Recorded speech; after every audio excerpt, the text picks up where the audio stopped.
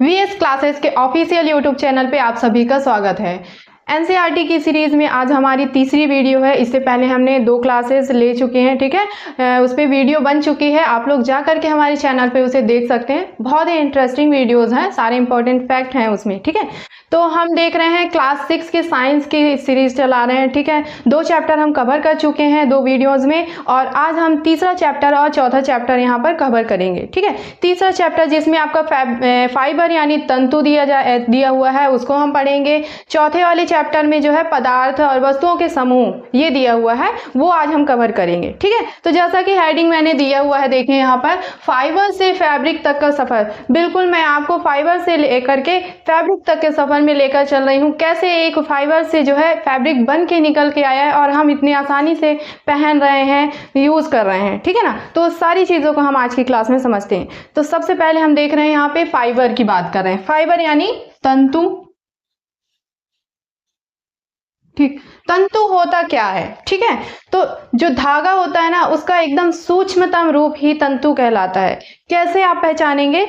आप एक काम करिए, एक कपड़े का टुकड़ा लीजिए, ठीक है। थोड़ा सा कहीं किनारे से वो फटा हुआ हो, कटा हुआ हो, ठीक है। उसमें से केवल एक धागे को आप निकालिए हाथ में और उसको आपस में मसलिए, ठीक है। तो जैसे कॉर्नर को आपको मसलना है, जैसे आप कॉर्नर मसलेंगे तो देखिएगा वो जो धागा है ना, वो और बारीक रेसों में टूटता है, ठीक है। तो उसमें से कोई एक रेसा आप निकालिए, और अगर वो घुमाने पर अगर और बारीक रेसों में वो टूट रहा है, तो जो उसमें जो रेसों में वो टूट रहा है, वो एक एक रेसा ही तंतु कहलाता है। तो आप महसूस कर सकते हैं कि जो धागा है वो कितने बारीक रूप से इकट्ठे होकर के धागा बना है, और उस धागे से हम जाकर के कपड़े बना रहे हैं और पहन रहे हैं, ठीक है ना। तो कितनी बारीक चीजें हमारे कपड़ों में यूज हुई हैं उसकी बात कर रहे हैं, ठीक। तो तंतु क्या हो जाएगा? ये धागे का सूक्ष्मतम रूप, ठीक है ना। धागे का सूक्ष्मतम रूप ही तंतु है। तंतु से हम बनाते हैं धागा, ठीक। जब हम तंतुओं को यानी फाइबर्स को आपस में मिला देंगे तो हमारा धागा बनेगा थ्रेड, ठीक है। और इसी थ्रेड से हम बनाएंगे वस्त्र यानी हमारा फैब्रिक, ठीक है। चलिए, अब क्या तंतु एक ही जगह से मिल जाता है हमें, या अलग अलग जगह से, या इसकी वैरायटीज होती हैं? तो बिल्कुल इसमें वैरायटीज होती हैं। 2 तरह के आपको तंतु मिल जाएंगे, या 2 माध्यम से हम तंतु प्राप्त कर सकते हैं। एक प्राकृतिक माध्यम से और दूसरा कृत्रिम माध्यम से। तो दोनों को हम यहाँ देख रहे हैं, ठीक है। प्राकृतिक तंतु और कृत्रिम तंतु, ठीक है। इसको एक और चीज बोल सकते हैं, संश्लिष्ट। ये ज्यादा अच्छा शब्द होगा, संश्लिष्ट या सिंथेटिक, ठीक है ना। ये कृत्रिम आपका तंतु हो गया। प्राकृतिक तंतु जो हम प्राकृतिक रूप से प्राप्त करें, तो प्राकृतिक रूप से हम 2 तरह से ये वाला तंतु प्राकृतिक तंतु प्राप्त करते हैं, पादप से और जंतु से, ठीक है ना।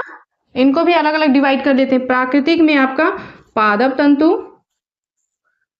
और जंतु तंतु, ठीक है। अच्छा, पादप तंतु में कौन कौन से आ जाएंगे? तो आपने रुई सुना है, ठीक है ना। यानी इससे रुई से बनता है आपका सूती। तो सूती का जो तंतु है वो आप कहाँ से? पादप से प्राप्त करते हैं, और यह एक प्राकृतिक तंतु है। इसके अलावा जूट, ठीक है। जंतु से प्राप्त करते हैं आप ऊन और रेशम ठीक है ना। तो ये सूती कपड़े का जो रेशम होता है या तंतु होता है, वो हम कहाँ से? कपास के पौधे से प्राप्त करते हैं, यानी पेड़ पौधे से। जूट जो है, जूट ये मिलता है हमें पटसन के पौधे से। डिटेल में थोड़ा सा और देखेंगे, आराम से, टेंशन नहीं लीजिए। तो यहाँ पर जंतु से हम ऊन और रेशम। ऊन के लिए जैसे कौन कौन से जंतु हो गए आपका? भेड़, ठीक है। याक बर्फीले क्षेत्रों में पाया जाता है। खरगोश, घोड़े आदि। मतलब जो भी ऐसे जंतु जिनके बड़े बड़े बाल होते हैं और उनसे हम रेशे निकाल सकते हैं, ठीक है ना। तो ये जंतुओं का प्रयोग किया जाता है तंतु प्राप्त करने के लिए, ठीक। इसके बाद आते हैं कृत्रिम तंतु या संश्लिष्ट तंतु। ये कैसे बनते हैं? तो ये फैक्ट्रियों में कार्बनिक पदार्थों का प्रयोग करके बनाया जाता है। क्या? रासायनिक कहना चाहिए, कार्बनिक नहीं, रासायनिक रासायनिक तत्वों से। ठीक है, रासायनिक तत्वों से इन्हें बनाया जाता है, लैब में प्रयोग करके बनाया जाता है। ठीक है ना। तो इसमें कौन कौन से आपको फैब्रिक मिल जाएंगे, जैसे पॉलिएस्टर, ठीक है, nylon, synthetic, organza, silk, viscous, ये सारे फैब्रिक क्या हैं, ये कृत्रिम तंतु के ही प्रकार हैं। ठीक है ना। अच्छा, इनमें अंतर क्या है प्राकृतिक तंतु और कृत्रिम में? देखिए, दोनों में फर्क ये है कि ये जो प्राकृतिक रूप से बने हैं तो ये हानिकारक नहीं होंगे, बिल्कुल शुद्ध होगा। ठीक है, आपकी स्किन को कोई नुकसान नहीं पहुंचाएगा, प्रकृति को, सबसे ज्यादा जरूरी प्रकृति है हमारी, तो ये प्रकृति को कोई नुकसान नहीं पहुंचाएगा। ये प्रकृति में ही नष्ट हो जाते हैं, फिर बनते हैं, मतलब उगाए जाते हैं, और अगर इन्हें फेंक दिया जाए, जला दिया जाए, तो ये प्रकृति को नुकसान नहीं पहुंचाते हैं। ठीक है, लेकिन यहाँ कृत्रिम तंतुओं की बात करें या फैब्रिक की बात करें, फाइबर की बात करें, तो ये प्रकृति को नुकसान पहुंचाते हैं। जमीन में ऐसे फेंक दिया जाए तो हमारी जमीन की मिट्टी खराब हो जाएगी, जला दिया जाएगा तो एयर पॉल्यूशन होगा। ठीक है ना। तो इस तरह से ये क्या करते हैं, हमारे प्रकृति को भी नुकसान पहुंचाते हैं। तो कहा जाए इससे प्राकृतिक जो तंतु है वो हमारा अच्छा फाइबर होता है, और यही हमें ज़्यादा से ज़्यादा प्रयोग किए जाने चाहिए। प्राचीन कालों की बात करें तो सबसे ज़्यादा इन्हीं का प्रयोग किया जाता था। क्यों? क्योंकि इनका ज्ञान नहीं था उस समय, ये प्राकृतिक रूप से आसानी से मिल जाते थे, तो इन्हीं का प्रयोग किया जाता था। ठीक है ना। चलिए अब थोड़ा सा हम डिटेल में जाते हैं, सूती वस्त्र और फिर जूट के कपड़े और ये सारे सिंथेटिक वगैरह सबको डिटेल में थोड़ा सा देखते हैं। ठीक है, देखिए सूती वस्त्र क्या होते हैं, या सबसे पहले हम सिर्फ रुई की बात करते हैं। रुई ये बनता है तो सूती हमें प्राप्त होता है, सूती का कपड़ा। ठीक है, और ये जो रुई है वो हमें मिला है कपास के पौधे से। ठीक है, कपास से। तो इसके बारे में थोड़ा सा हम डिटेल में जान लेते हैं। ठीक है ना। कहाँ से सूती से रुई से सूती बना है आपका, कपास से रुई बनी है। ठीक है ना। तो कैसे बनी है, अगर सिंपल सा हम देखें तो अगर आपको रुई का टुकड़ा दे दिया जाए, मतलब थोड़ा सा रुई दे दिया जाए और बोले इससे आप जो है दिया के लिए बाती बनाइए, तो आप क्या करेंगे, उसको घुमाएंगे, मोड़ेंगे और सिंपल सा छोटा सा धागा बनाएंगे जो कि बाती का काम करेगा। ठीक है ना। और उनको और बारीक कर दिया जाए तो वो बनेगा आपका क्या, धागा। धागा से आपका फैब्रिक बनेगा। तो कपास के बारे में थोड़ा सा डिटेल में जान लेते हैं। ठीक है, कपास जो है पौधा खरीफ का फसल है, ये खरीफ फसल है। ठीक है, कपास में हम क्या प्रयोग करते हैं कपास के लिए, तो कपास का जो फल होता है ना उसका प्रयोग करते हैं हम रुई प्राप्त करने के लिए। ठीक है, तो फल का प्रयोग करते हैं हम तंतु प्राप्त करने के लिए, यहाँ फल का प्रयोग करते हैं। ठीक है, इसके अलावा यह प्राचीनतम तंतु है। ठीक है, प्राचीनतम तंतु है का क्या मतलब हुआ कि जो सबसे प्राचीन जो फैब्रिक हमने प्रयोग किया वो मोस्टली किससे, कपास से, यानी सूती वस्त्र होता था। ठीक है ना। तो इसे प्राचीनतम तंतु भी कहा जाता है। प्राचीन भारत में भी इसका जो साक्ष्य मिला है, प्राचीन भारत कहाँ से, मेहरगढ़, एक स्थान है मेहरगढ़ जो कि अब वर्तमान पाकिस्तान में पड़ता है, और नवपाषाण कालीन वो स्थल है। तो उस जगह से जो है सूती वस्त्र के कतरे यानी कतरन मिला है, यानी कपड़े का टुकड़ा मिला है। तो आप जो है अंदाजा लगा सकते हो कि ये जो सूती है ना कितना ज्यादा पुराना है, लगभग 5 से 6 या 7-8 हजार साल पुराना है। ठीक है ना। कहाँ से मिला है देख लेते हैं, प्राचीन भारत, जगह का नाम है मेहरगढ़, वर्तमान पाकिस्तान। ठीक है, और यह जो स्थल है वो नवपाषाण काल है, नवपाषाण कालीन स्थल है। ठीक है, यहां से मिला है सूती वस्त्र के टुकड़े।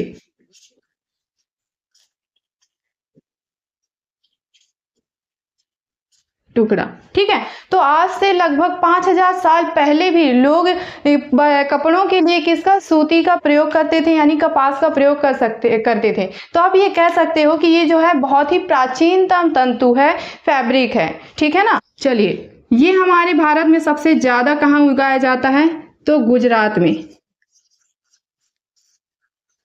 ठीक है, गुजरात में सर्वाधिक खेती। ठीक, कपास के उत्पादन के लिए सबसे ज़्यादा जो आवश्यक है यानी वो मिट्टी का प्रकार, कोई भी खेती हो उसके लिए मिट्टी का प्रकार बहुत ज़्यादा इंपॉर्टेंट है। ठीक है, तो कपास कौन सी मिट्टी में सबसे ज़्यादा अच्छे से उगाई जा सकती है, तो वो है काली मिट्टी। ठीक है, काली मिट्टी कपास की खेती के लिए सबसे ज़्यादा उपयुक्त है। ठीक है, कपास में पाया जाता है सेल्यूलोज। ठीक है, और ये सेल्यूलोज ये क्या चीज है, तो ये एक कार्बोहाइड्रेट है।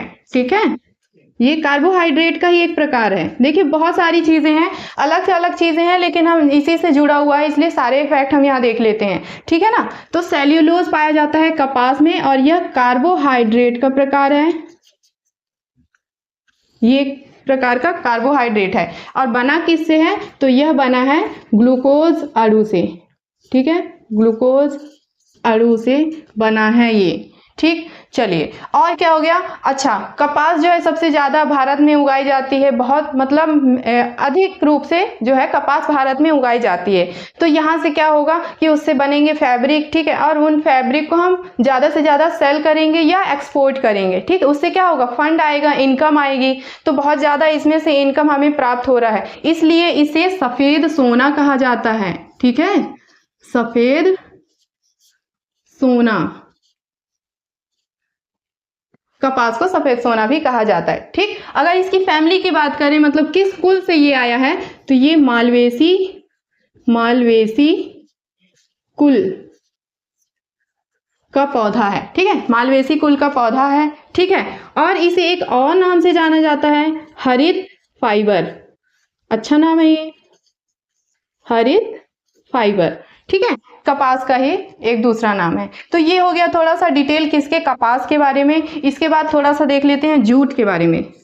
जूट जो है पटसन से प्राप्त किया जाता है, पटसन का पौधा। ठीक है ना, पटसन के पौधे से उसके तने का प्रयोग करके। ठीक है, पटसन का पौधा और पौधे में क्या, तने से इसे निकाला जाता है। ठीक है, यह भारत में बंगाल,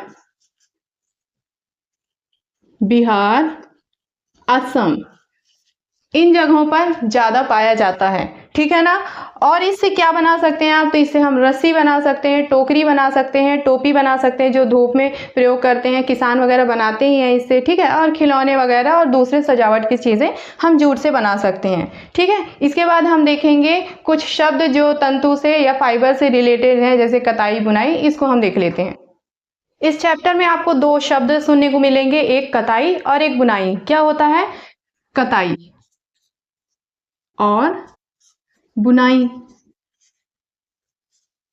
ठीक है ना, कताई, जब हम तंतु यानी फाइबर से क्या बना ले, थ्रेड बना ले, धागा बना ले, उसको कताई कहते हैं। और उस थ्रेड से जब हम कपड़े बना ले, वस्त्र बना ले या फैब्रिक, तो वो बुनाई कहलाता है। ठीक है, क्या कहलाता है, कताई, तंतु से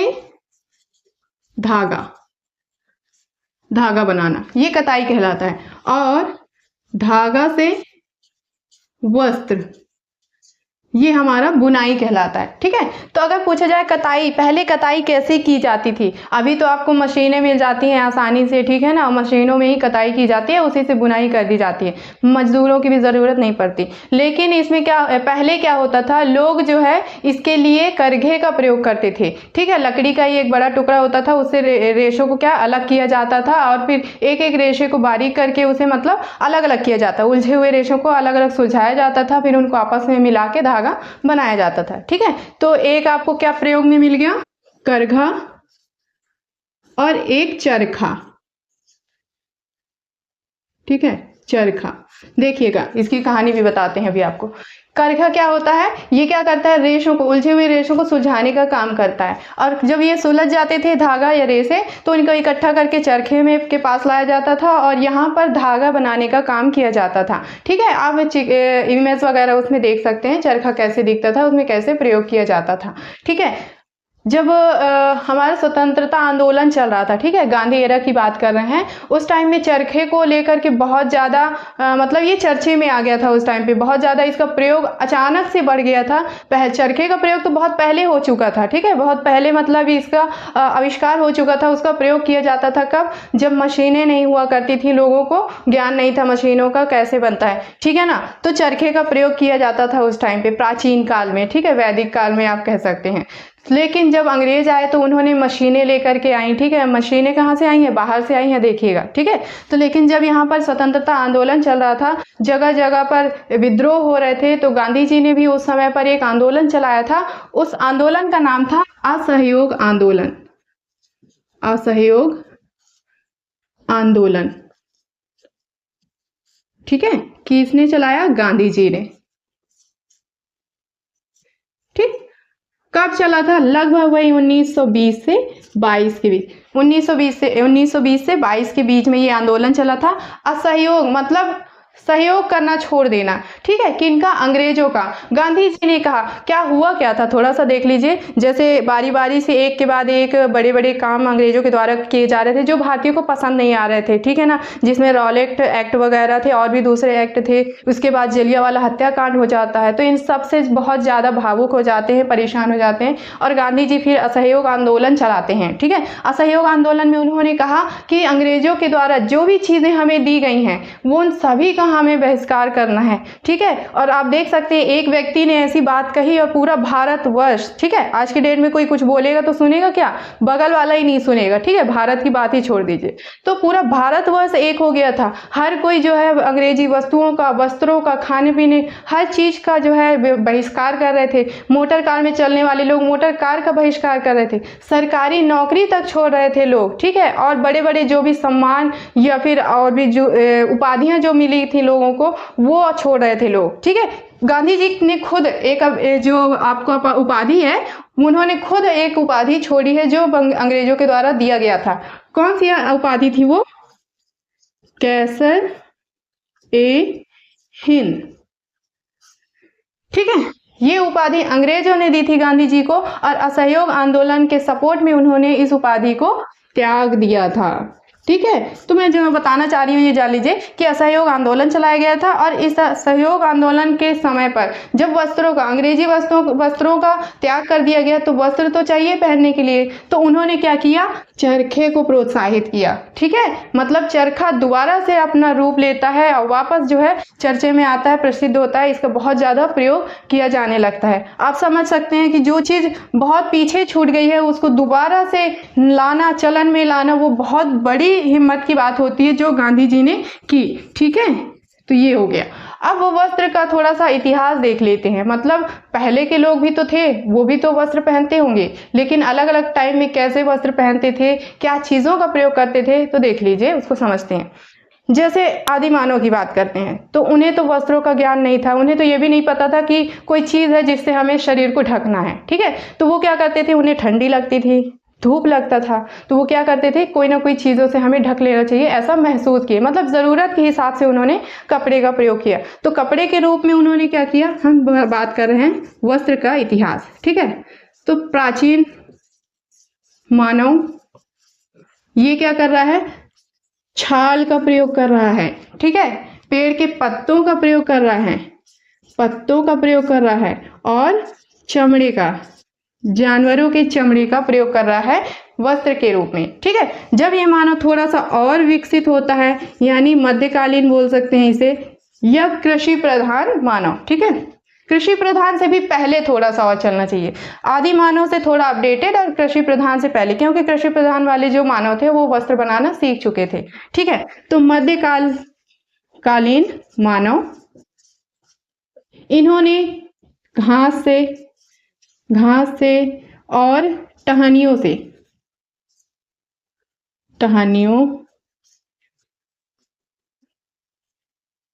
को बुनकर, ठीक है। जो पतले पतली घास होती हैं और जो पतली और फिर नरम टहनियाँ होती हैं पेड़ की, यानी बेलें होती हैं, उनको बुन करके आपस में कपड़े बनाकर पहनते थे, ठीक है। और अपडेटेड, आधुनिक बोल सकते हो, जो वैदिक काल से शुरू हो रहे हैं या उससे थोड़ा और पहले से, ठीक है ना। कृषि प्रधान मानव, तो आधुनिक मानव ये क्या पहन रहे हैं, ये प्रॉपर रेशों से बने हुए कपड़ों का प्रयोग करने लगे थे। सूती वस्त्रों का, जूट से बने हुए और ऊन और फिर रेशम इनसे बने हुए वस्त्रों का ये प्रयोग करने लगे थे, ठीक है। तो ये चैप्टर हमारा कंप्लीट होता है यहाँ पे। ये तीसरा चैप्टर था हमारा फाइबर से रिलेटेड। इसके बाद हम चौथा चैप्टर देख लेते हैं जिसमें वस्तुओं का समूह दिया हुआ है। हमारा चौथा चैप्टर है एनसीईआरटी क्लास 6 साइंस में ही, वस्तुओं का समूह, ठीक है। क्या इसमें आ जाएंगी, वस्तुएं आ जाएंगी, गुड्स आ जाएंगी। कौन सी, जो हमारे आसपास रखी हुई हैं, जिनका हम प्रयोग करते हैं, वो सभी ही वस्तुएं कहलाती हैं। टेबल फैन है, चेयर है आपका, अभी जैसे क्लास की बात करें तो आपको डस्टर है, पेन है, चौक है, बोर्ड है, ये सारी क्या है, वस्तुएं, जिनकी हमें ज़रूरत है और जिनका हम प्रयोग करते हैं वो वस्तुएं हैं। ये एकदम साधारण भाषा में, ठीक है। और इन वस्तुओं को हम क्या कर सकते हैं, उन्हें हम देख सकते हैं, छू सकते हैं, महसूस कर सकते हैं, वही तो वस्तुएं हैं। लेकिन किताबी भाषा में और हम क्या कह सकते हैं, वस्तुएं ये बनी हुई किससे हैं, पदार्थ से, ठीक है। पदार्थ से, किसी ना किसी पदार्थ से बनी है, यानी वस्तु का जो बेसिक रूप होता है वो पदार्थ कहलाता है। और पदार्थ क्या होता है, ये स्थान घेरते हैं, ठीक है, स्थान घेरते हैं। इनका स्वयं का आयतन होता है, द्रव्यमान होता है, यानी भार होता है, ठीक है। तो जिनका जो स्थान घेरते हैं, जिनका स्वयं का आयतन होता है, यानी कैपेसिटी होती है चीज़ों को अपने अंदर समाहित करने की, और द्रव्यमान या भार होता है, तो उन्हें ही हम पदार्थ कहते हैं। और पदार्थ से ही वस्तुएं बनती हैं, ठीक है। कुछ ऐसे आप वस्तुएं बता सकते हैं जो पदार्थों से बनी है, जैसे एक प्लेट ले लेते हैं। प्लेट हम पूछ दें किससे किससे बनती है, तो आप पदार्थ का नाम बताएंगे, क्या बताएंगे, कांच से बनती है, प्लास्टिक से बनती है, मिट्टी से बनती है, और चीनी मिट्टी वगैरह से भी प्लेट हमारी बनती है। पेन की बात करें तो प्लास्टिक का भी पेन मिल जाएगा आपको और मेटल का भी पेन मिल जाएगा, ठीक है ना। तो ये प्लास्टिक और मेटल क्या हुआ, हमारे पदार्थ हुए। इसी के विपरीत अगर हम पदार्थों से लेके चलें वस्तुएं बनाने की, तो अगर हम एक पदार्थ लेते हैं लकड़ी, इनसे बनने वाली वस्तुएं टेबल, चेयर, दरवाजे, खिड़कियां और भी दूसरी सारी बहुत सारी चीज़ें लकड़ियों से जो बनती हैं। इसी तरह प्लास्टिक से बनने वाली, लोहे से बनने वाली, कांच से बनने वाली वस्तुएं आ जाएंगी, ठीक है। तो ये जो कांच, लोहा, लकड़ी, ये सब क्या है, ये पदार्थ हैं, ठीक। इसके बाद आते हैं कि हम पदार्थों को किस आधार पर अलग करते हैं, किन किन आधार पर हम वस्तुओं को अलग अलग कैटेगराइज करते हैं। तो कुछ यहाँ पर आधार हैं, उन आधारों को हम देख लेते हैं। जैसे दिखावट के आधार पर, ठीक है, कठोरता के आधार पर, ठीक है, विलेयता के आधार पर, और एक आ जाएगा आपका पारदर्शिता,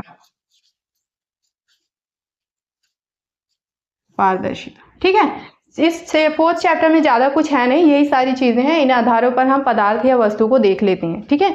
दिखावट के आधार पर, जैसे हमारे पास कोई वस्तु सामने आती है तो हम क्या देखते हैं, उसका कलर देखते हैं, बनावट देखते हैं, उसका खुरदुरापन देखते हैं, ये चमक रहा है कि नहीं चमक रहा है, ये सारी चीज़ें हम देखते हैं, ठीक है ना। तो सबसे पहले हम इसमें देखेंगे क्या, कि उसमें चमक है कि नहीं, ठीक है, चमक है या कि नहीं है, ठीक है। अगर जैसे पदार्थ ले लें, कौन सा, हम एक लेते हैं लकड़ी, ठीक, और इधर ले लीजिए धातु, ठीक है ना। धातु में लोहा, लंकर, ये सारे आ जाएंगे। तो लकड़ी और फिर धातु, कोई भी धातु, आपका लोहा रख लीजिए, प्लैटिनम, तांबा, जो भी आप रखिए, ठीक है। तो लकड़ी क्या होगी, उसमें चमक होगा क्या, नहीं होगा, इसमें चमक नहीं होगा, लेकिन धातु में चमक होगा। इसमें लकड़ी में खुरदुरापन होगा, खुरदुरापन, ठीक है, खुरदुरापन इसमें होगा, इसको बाद में चिकना किया जाता है। लेकिन धातु में क्या होगा, खुरदुरापन नहीं होगा, ठीक है। तो ये हो गई क्या, दिखावट, क्या बात, देखने में कैसी हैं वो वस्तुएं, ठीक है। और वस्तु चमक और खुरदुरापन लकड़ी में नहीं होगा, ठीक है, और धातुओं में ये चीज़ें होंगी। तो हम इस तरह से पदार्थों को अलग कर सकते हैं, ठीक। इसके बाद आते हैं कठोरता। कठोरता में आपको कोमल पदार्थ मिलेंगे और कठोर पदार्थ मिलेंगे या ठोस मिलेंगे। कैसे जानेंगे हम उसे? छू कर जानेंगे। जैसे हम रबड़ दे दें, रबड़ देखिएगा, रबड़ को दबाने में क्या होगा, वो थोड़ा सा पुश हो जाता है, ठीक है ना, दब जाता है, तो वो क्या है, कोमल है। कपड़ा ले लीजिए आप, वो भी आपको क्या है, कोमल होता है, दब जाएगा, ठीक है ना। लेकिन अगर किसी कठोर वस्तु को, लकड़ी को ले लीजिए, लोहा ले लीजिए, क्या होगा, इनको दबाएंगे तो हाथों में दर्द हो जाएगा, लेकिन वो दबेंगी नहीं, ठीक है ना। तो ये क्या कठोर है, कैसे हम जान रहे हैं, छू कर जान रहे हैं, उसको महसूस कर रहे हैं, और ये कठोरता के आधार पर हम पदार्थों को अलग कर रहे हैं। इसके बाद आता है आपका विलेयता। विलेयता मतलब घुलनशीलता। ये पदार्थ मतलब किसी तरल पदार्थ में घुल जाए, चाहे वो दूध, पानी, तेल, कुछ भी वसा हो सकता है, ठीक है ना। तो विलेयता के आधार पर आपको विलेय मिलेंगे जो घुल जाएंगे, ठीक है, और अविलेय, ठीक है, जो विलेय होंगे वो क्या हो जाएंगे, तरल पदार्थों में घुल जाएंगे, और जो अविलेय होंगे वो नहीं घुलेंगे। अगर एक हम क्या करें, प्रयोग करें कि हम ले लें नमक, शक्कर, रेत, ठीक है ना, ये ले लेते हैं, और कुछ कांच के टुकड़े ये हम ले लेते हैं। पानी में 2 बाउल में लेते हैं अलग अलग, एक में हम मिट्टी डाल देते हैं, ठीक है, एक में हम नमक डाल देते हैं, एक में शक्कर डालते हैं, एक में हम कांच के टुकड़े डाल देते हैं और रेत डाल देते हैं। फिर इनको थोड़ा सा हम देखते हैं तो क्या होगा, जिसमें मिट्टी डली है, जिसमें नमक डाला है, जिसमें शक्कर डाला है, वो पानी में पूरी तरह से घुल जाएगा, मिल जाएगा, ठीक है। तो वे पदार्थ कौन से हो जाएंगे, ये विलेय हो जाएंगे। लेकिन रेत को देखिएगा, रेत जो है नीचे तली में जाके बैठ जाएगा, ठीक है। कांच के टुकड़े वो भी जाके तली में बैठ जाएगा, उसमें घुलेगा नहीं, ठीक है, यानी दिखेगा हमें, वो वहां पर अदृश्य नहीं होगा, दिखेगा, ठीक है। तो ये इसमें आपके क्या आ जाएगा, शक्कर, नमक और मिट्टी आ सकती है, ठीक। इसमें आपके रेत, कांच, लकड़ी, कोई भी चीज, पदार्थ, ठीक। तो जो तरल पदार्थ में घुल जाए वो विलेय, और जो ना घुले वो अविलेय, ठीक है। और इस तरह से हम विलेयता के आधार पर पदार्थों को अलग अलग कर सकते हैं। इसके बाद आते हैं पारदर्शिता, ठीक है। इसमें भी 2, पारदर्शी और अपारदर्शी। सबसे पहले तो पारदर्शिता का आधार का मतलब समझ लीजिए। पारदर्शी मतलब जिसके हम पार देख सकें, दर्शित है ना, पार देख सकें, यानी आर पार देख सके किसी वस्तु के, वो पारदर्शी कहलाता है। लेकिन जिनके आर पार हम नहीं देख सकते वो अपारदर्शी कहलाता है। किन किन चीजों के पीछे, आगे पीछे हम देख सकते हैं, मतलब अगर सामने कांच रख दिया जाए तो हम कांच के पीछे देख सकते हैं ना, बिल्कुल देख सकते हैं। तो पारदर्शी हुआ कांच। कुछ पतले प्लास्टिक, जैसे प्लास्टिक की पन्नी वगैरह एकदम पतली प्रयोग की जाए तो उसके आर पार हम देख सकते हैं, ठीक है ना। अपारदर्शी में लकड़ी, लोहा, ठीक है, और धातु वगैरह, कपड़े, ये सारे आ जाएंगे, ठीक। तो ये कुछ आधार थे जिनके आधार पर हम पदार्थों को अलग करते हैं, पृथक करते हैं, कैटेगराइज्ड करते हैं, ठीक है। तो ये हमारा चैप्टर था चौथा, वस्तुओं का समूह, जिसके अंदर हमने पदार्थ देख लिया। तो उम्मीद है आज की वीडियो आप लोगों को अच्छी लगी होगी। वीडियो अच्छी लगी हो तो लाइक करिएगा, शेयर करिएगा, ज़्यादा से ज़्यादा इसे ज़्यादा से ज़्यादा लोगों तक पहुंचाइएगा। अच्छी चीज़ें हैं, पढ़ाई की चीज़ें हैं। और कमेंट करिएगा कि अगली वीडियो आप लोगों को किस टॉपिक पर चाहिए है, ठीक है। चैनल को सब्सक्राइब कर लीजिए, बहुत ज़्यादा ज़रूरी है कि जो भी हमारी वीडियोज़ हैं वो आपको नोटिफिकेशन में मिल जाए। चलिए पढ़ते रहिए, मिलते हैं अगली वीडियो में। Take care.